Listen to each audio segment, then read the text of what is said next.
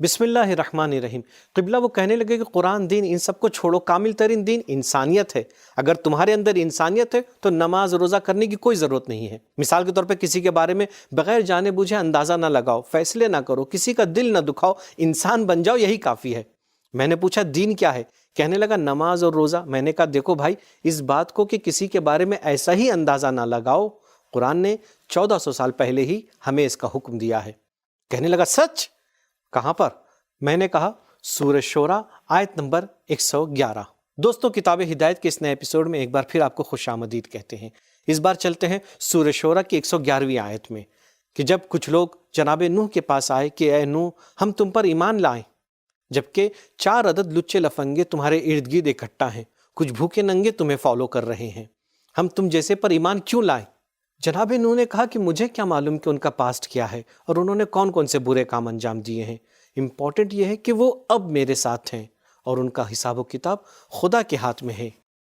ان حسابہم الا علی ربی۔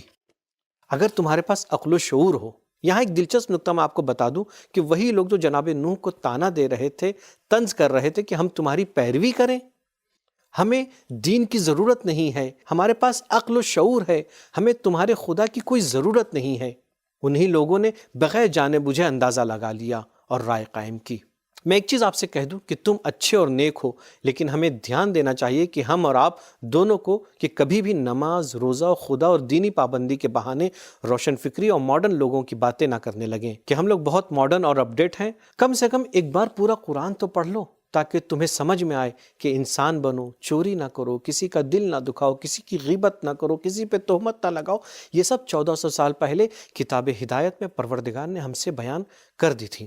سوال کرنا چاہیے کہ میرا کسی غریب کو سلام کرنے کا انداز وہی ہے جو کسی مالدار کو سلام کرنے کا ہے؟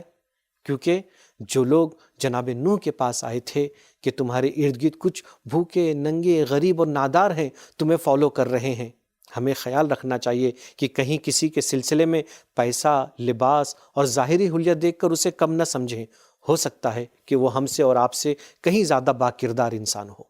دوستوں، یہ تھا کتاب ہدایت کا ایک نیا ایپیسوڈ۔ اگلے ایپیسوڈ میں پھر آپ سے ملاقات ہوگی، تب تک کے لیے ہمیں اجازت دیجیے۔ خدا حافظ، شکریہ۔